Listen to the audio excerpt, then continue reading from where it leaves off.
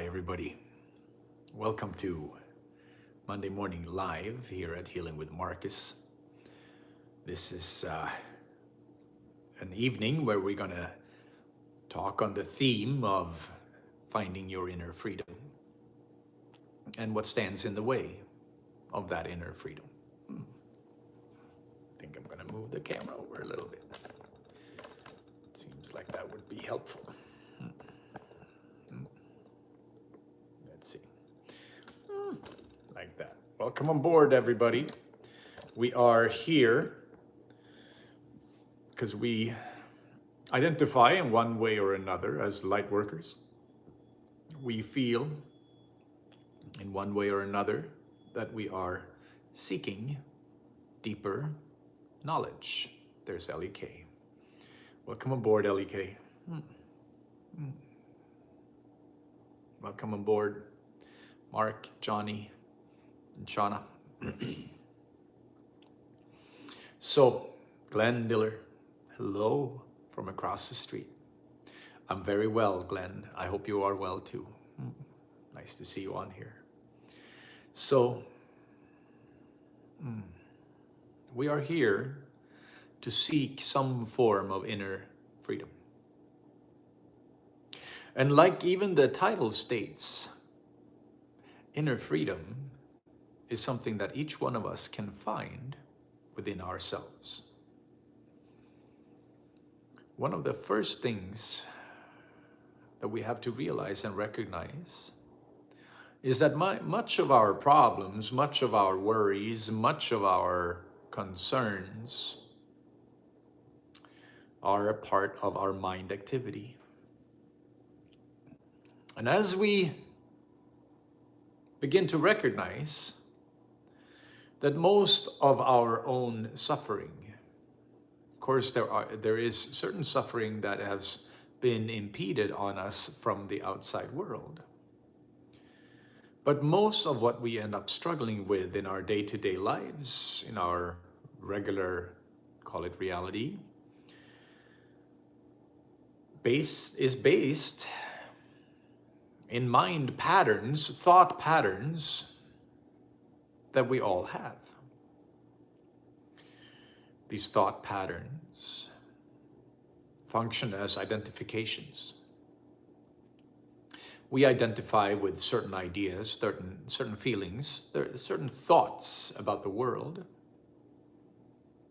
And as we do, we take on a position.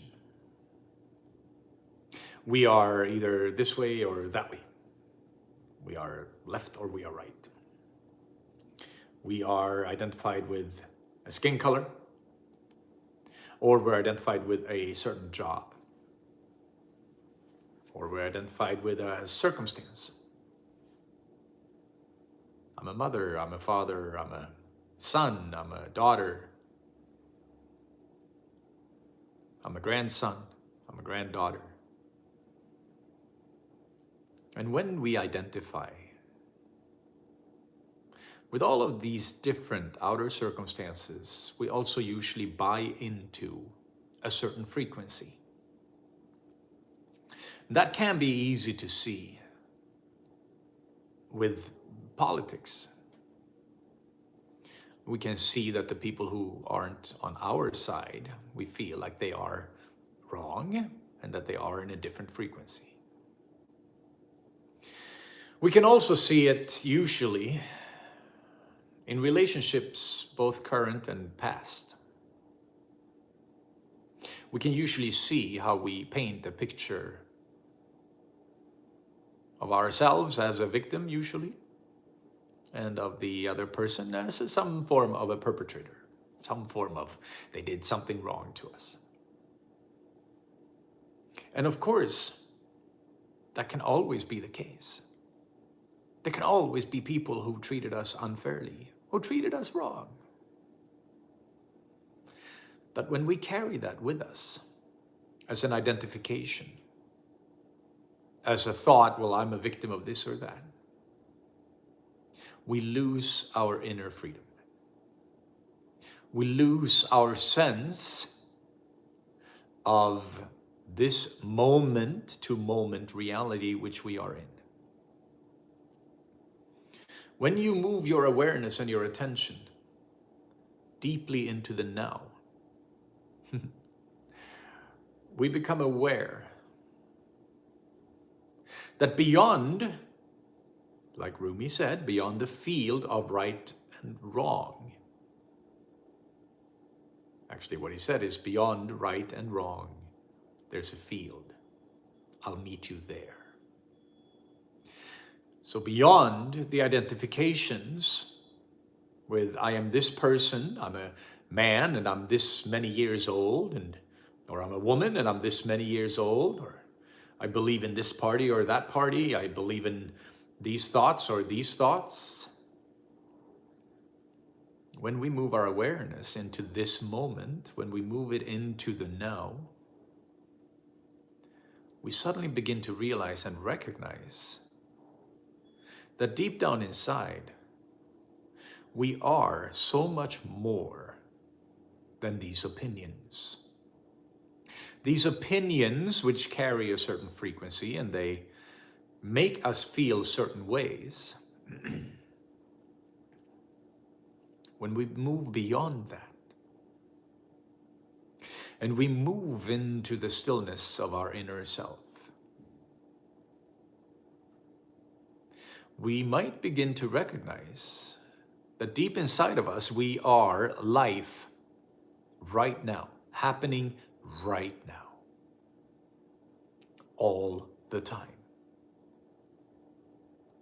And as you begin to recognize, welcome aboard everybody, as you begin to recognize that you are an expression of life in this moment, that what's going on within you is a result of thoughts and frequencies that have been activated in you based on your perception of your life. These perceptions are usually imprinted upon us when we are little. As children, we usually get treated a certain way.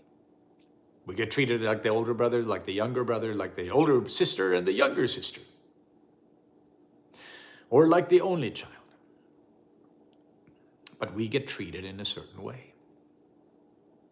This instills in us and imprints in us, upon us, a certain perception of life.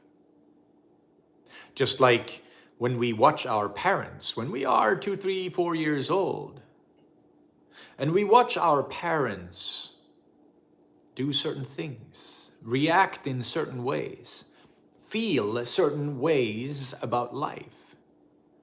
When we see that, we take on that energy, that feeling. So even when we look at our parents, it's easy to say that they treated us wrongly. It's easy to say that they treated us unfairly. And of course, from a certain perspective, we can all agree on that. But from another perspective, we can also see that the frequencies and the feelings and the emotional energies that we picked up from our parents kind of making us see the world in a certain light. Our frequencies and feelings that they picked up from their parents as they grew up. And then their life experience showed them something. So what they became was a result of all these experiences that they had, that their parents had, that their grandparents have down the line. And then came we, right? You and I.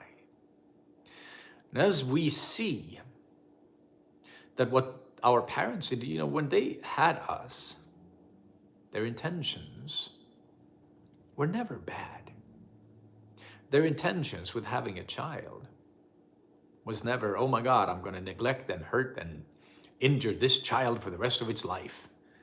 There was no intention of that. Their intentions were, of course, loving, beautiful, amazing. But then their inner programming kicked in, right? Their inner disturbances, misalignments kicked in as stress came into their lives. And then we started feeling and seeing and picking up these behaviors and feelings that they had. And usually we thought it was about us.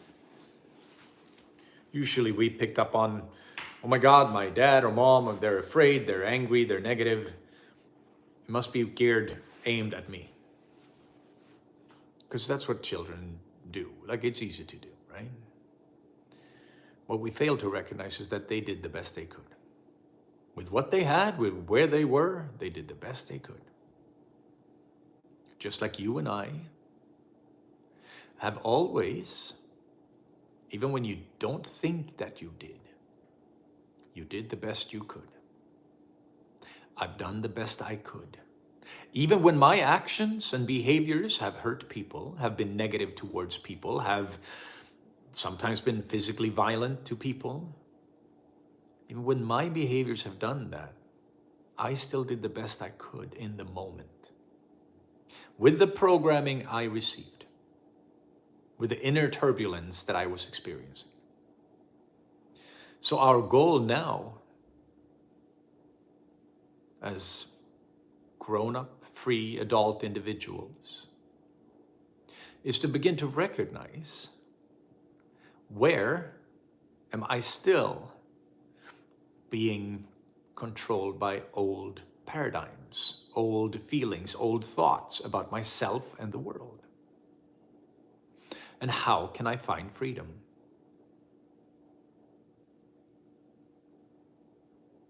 How can you find freedom beyond your programming? One of the steps to that is to recognize deeply that we are not our thoughts. That our thoughts are just programs that are running in our mind. They're there to try and keep us safe, regardless of what side of the political spectrum you believe in, regardless of how you look at the world. Your belief system is there to try and keep you safe. Just like our parents' belief systems were there to try and keep them safe, and us. Now, many times they failed us utterly. This is what we need to grow from. This is what we need to sit with. When we see that we are, in many, many ways, caught in a false perception of ourselves, in a false sense of identity, almost like a helmet or a big wall of either ice or metal or rock around your mind.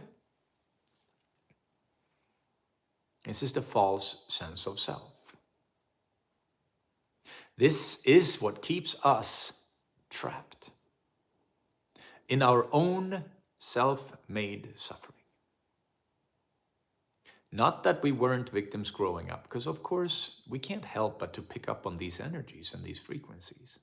But as we reach this level of maturity that we are at now, as we reach this juncture in our spiritual path, on our journey, the time has come to begin to see, so I'm still reacting on old programming at times. I am still reacting in this way or that way. And that is based in my false sense of self. As we move our awareness attention into the body and recognize that in this moment, myself, my body, my life is present here and now. My soul, which comes into the body and through the body, is present here and now. Not yesterday, not tomorrow, here and now. When I recognize that on that particular level, on this very specific level, I am life. Much like if you can imagine, envision, or see, you just look outside your window. If you have a tree outside your window or plants in your house, if you can see that these trees are not worrying about winter or summer, they're not worrying about the changes of the seasons, they stay present. Serpent Visionary Oracle, thank you. Thank you. Oh, I'm so grateful, and I'm grateful for your dad, Serpent Visionary Oracle. Absolutely. It's beautiful when our parents pass in a way, right? It's hard and heartbreaking at times, but the beauty is when they arrive on the other side. And for my mom, it took about a year. And then she came out as a happy soul on the other side. And now she's part of the support team on the spirit side. So as we move our consciousness into our body, as we use our breath to find where inside of us are tensions charged, where inside of us does your feeling of fear live? Where inside of you does your feeling of abandonment or less than or unworthiness, where does it live? Or stress or worry? Where in your body can you find it? Of course, this can be tricky at first, but as we begin to look inwards, we start to kind of really truly feel into the body. We also begin to recognize, oh, there is my sense of fear. There is my sense of abandonment. Ooh, can I breathe into that? Can I breathe spaciousness into that? To create more awareness, more consciousness, more light inside of me. That is a big part. Well, there you are. Yes, it does. Yes, it does, Serpent Visionary Circle. It goes straight to the midsection. Absolutely. Especially with fear and abandonment. It's very much part of the sacral chakra, which is around your belly button. It's also part of the solar plexus and the root, right? Depending on when in your life the trauma happened, right? But a lot of fear will be stuck around the sacral chakra. A lot of feelings of unworthiness, a lot of feelings of abandonment are going to be stuck right there. And as you breathe, take a deep breath into that part of your body. You might even feel a slight activation of the feeling, but you will also start to feel spaciousness. And as you bring that to your top of your awareness, as you bring your awareness to that place, you can either release it immediately or over time. A lot of times in my experience, I had this part of my spiritual healing began with my heart. I had a very broken heart, very, very broken heart. And as I moved my awareness into the heart with the pain, and I started breathing spaciousness around it, underneath it, behind it, to the sides, above it, it started to release. But it took months for the heart to feel better. Then, as the heart started feeling better, there was a string of energy, because I could kind of recognize that my heart felt so broken. From the first original cause was a relationship, but then I recognized that, it's also part of an abandonment wound from my mother. As a child, I experienced some abandonment. This got stuck in my sacral chakra. And as it did, that kind of became a down, lower, like frequency that was always running in the background. So looking for relationships, looking for partners, looking for even friends could be a way to cover up that sense of abandonment. And as I was breathing spaciousness into it, learning about my own abandonment feelings, it became clear to me that this happened 40 some years ago, that for me to try and, at that time, my mom was still alive, to try and get her to change in order for my wound to get better was not even fair towards her. She had acted in very unconscious ways. In her programming, she did the best she could. So if I don't see that if she changes now, it's not really, it can help part of my trauma to release, but it's not really going to fix it. Now the trauma lives in me. Now it's my job, my journey to heal it, not theirs. Just like if I go through abandonment in a relationship or after a relationship, at first, of course, I'm going to blame the other person. Of course, it's going to be their fault. But at some point in the journey, I need to take that responsibility back to myself and recognize and see patterns in my life. Patterns where I've been clinging on to, hanging on to relationships, situations, jobs, whatever it might be, that would make me feel safe or not abandoned. Of course, this is normal, it's human, but if I have repetitive patterns in my life, and I have created situations that make me feel abandoned over and over, unless I heal the wound, the trauma, that's going to keep on repeat. It's going to keep playing like a karmic cycle. And until I breathe space into it and allow my body to heal it, it's not going to go away. Because it's going to be a knee-jerk reaction. We all have them. We all have these knee-jerk reactions. But when we have certain knee-jerk reactions that are there to keep us safe, right? They're not there to be evil or mean, but they turn out to be pretty, they can be. These knee-jerk reactions, if we don't find ways past them, they're going to keep reckoning and ruling and running our lives. And we are going to think, well, that's just who I am. That's just how I am.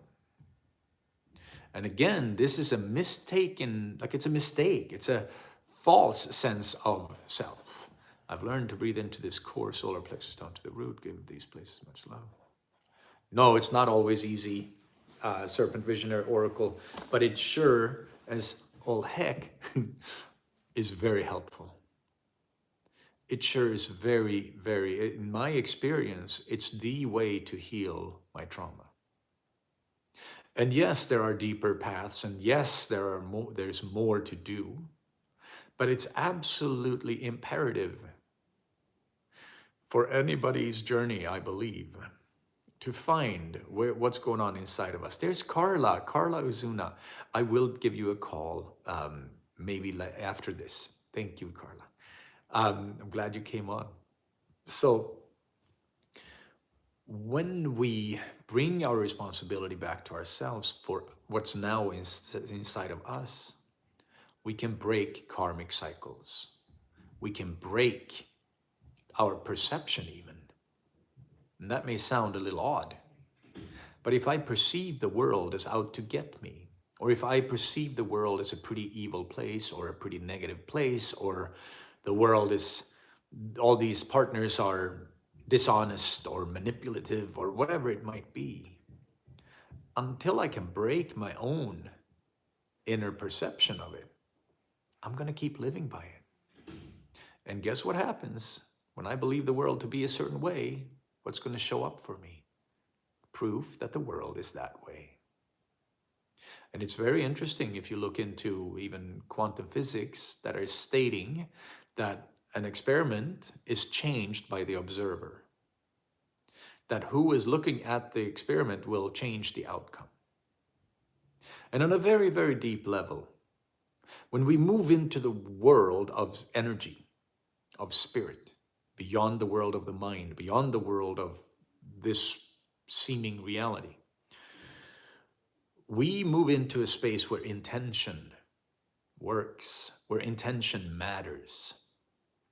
And as we become more and more conscious of our intention, what's running our programming deeper and deeper, we also can begin to change our karmic cycles. We can become a living prayer.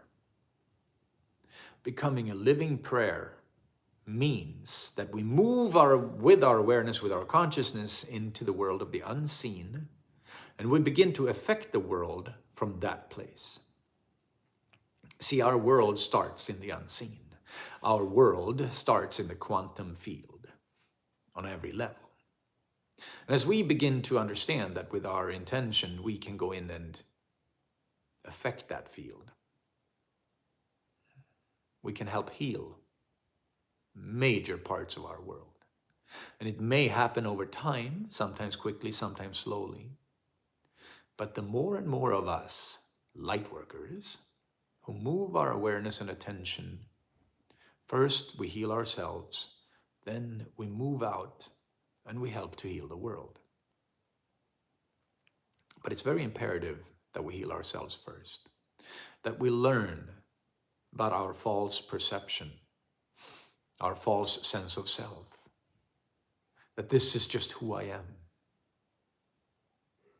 If you're able to recognize that who you are is an expression of life in this moment, you are a pure expression of energy in this moment. You are an expression of love in this moment.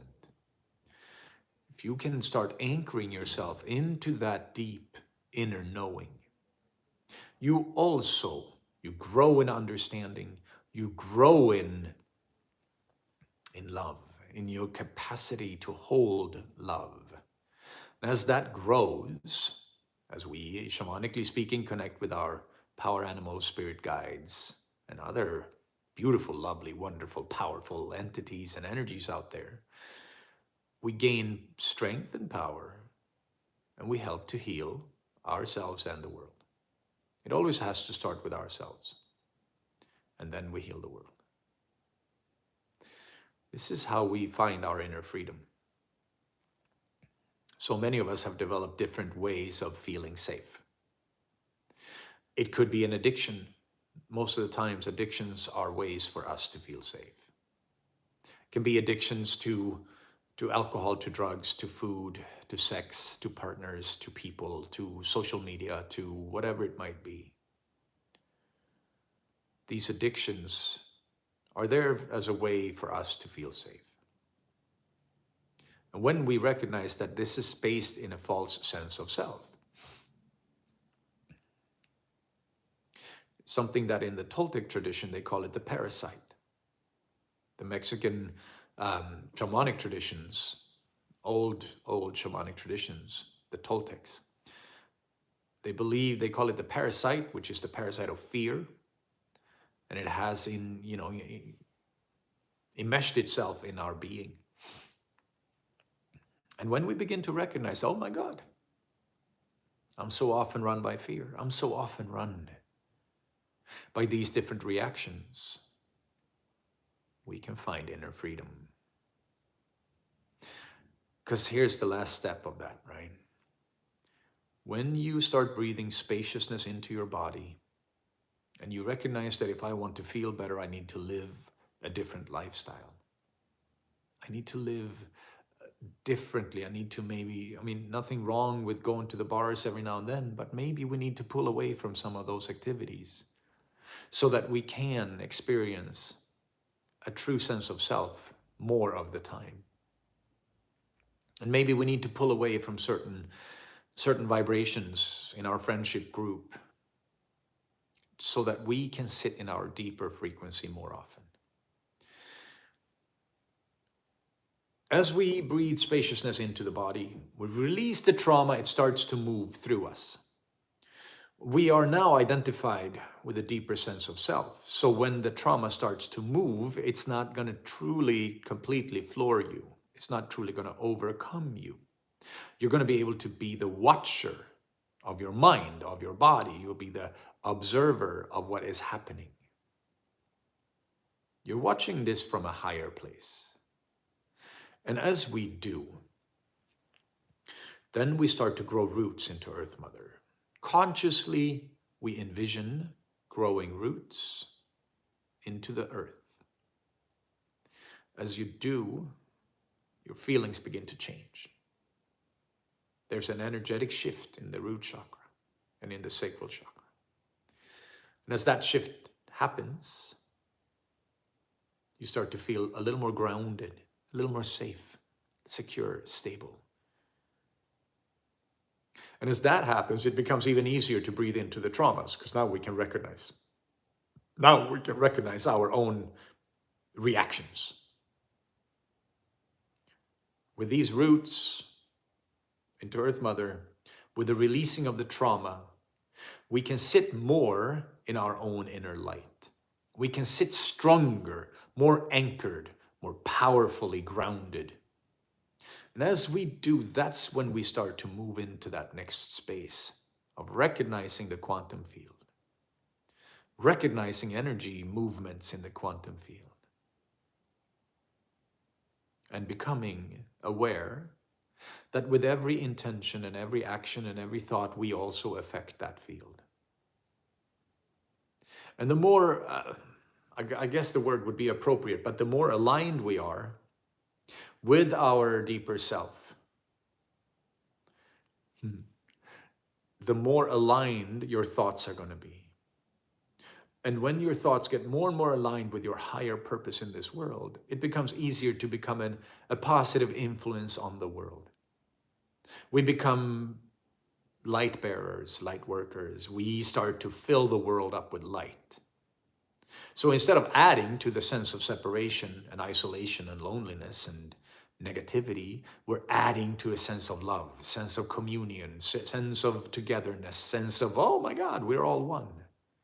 Because in the quantum field, we are all truly one.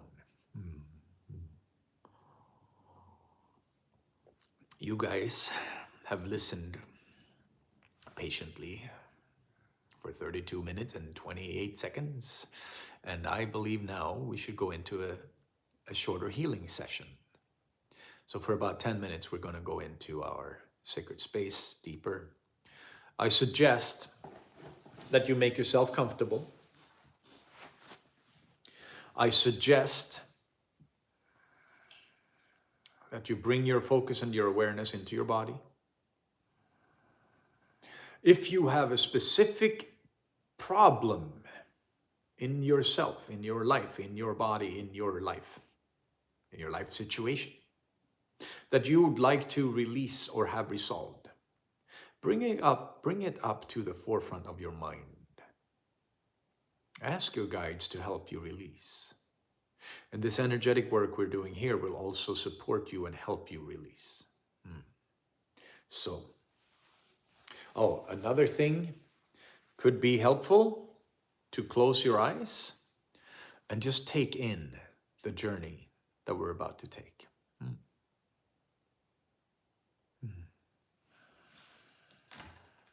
So take a few deep breaths. Move your awareness into yourself. And let's go for a little ride.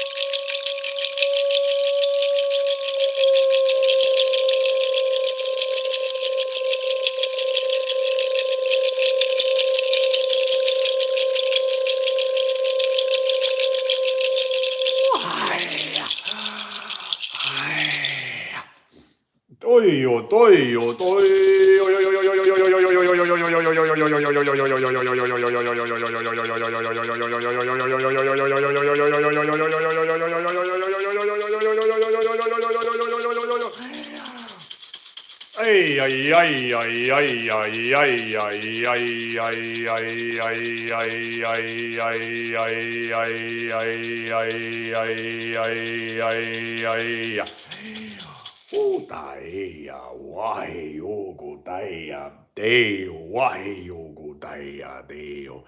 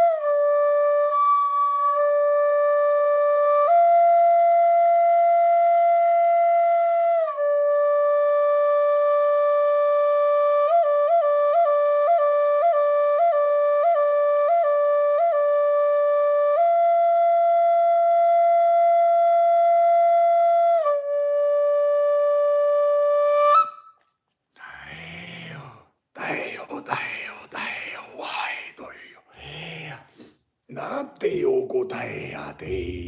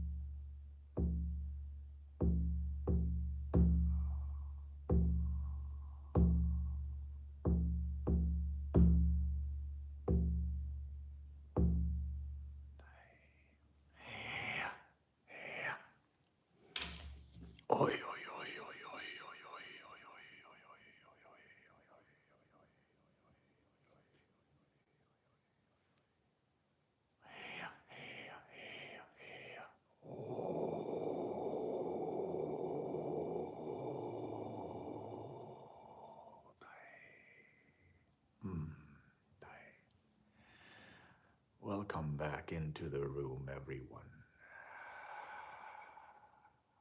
I hope you had a wonderful experience. Hope you had a good 48 minutes here, sharing this beautiful space. We are so grateful that we get to sit with you, that we get to sit in this shared space. Thank you, Johnny Neal. Thank you, thank you, thank you. We share this space with you, beautiful souls, with your beautiful soul. And that we get to support each other on this healing journey, this healing path. Thank you, thank you, thank you. We're so glad. We're so excited and so happy for this journey. So thank you for being on board. I will see you guys again, hopefully next Monday. If I can't do next Monday, I will let everybody know. Lottie, what an intense brain massage. Thank you, Serpent Visionary Oracle. Thank you, thank you. That's beautiful. I appreciate the comment. So I'm hoping to be back next Monday. I don't know for sure. My schedule may let me not do. Thank you, thank you. I'm so grateful, Serpent Visionary Oracle. Thank you. So grateful. Touched the heart immensely. We are sharing heart space. And it's very intimate, very vulnerable, and very beautiful. We are supporting each other on this beautiful journey. L.E.K., lovely sister, beloved soul sister. We are so grateful that we all share this space. And I wish for you a lovely, beloved, inner love week. May your life be full of love, of experiences, of beauty, of life. I will say Namaste and Aho.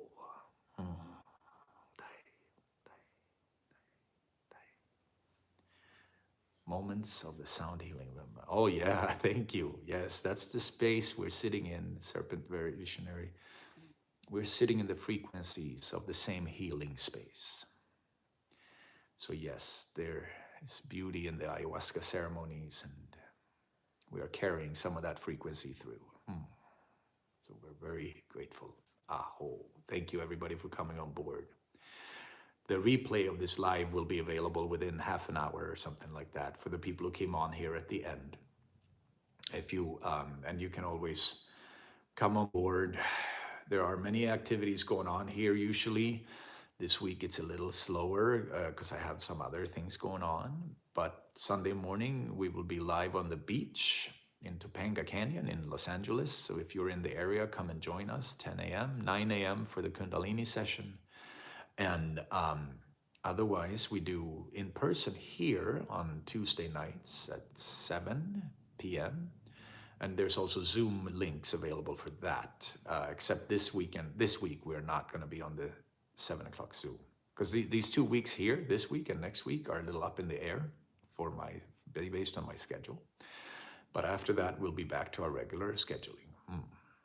So I'm very happy, so happy. Thank you for being on board. Much love, everybody. Aho. I'm closing up. Bye, everyone.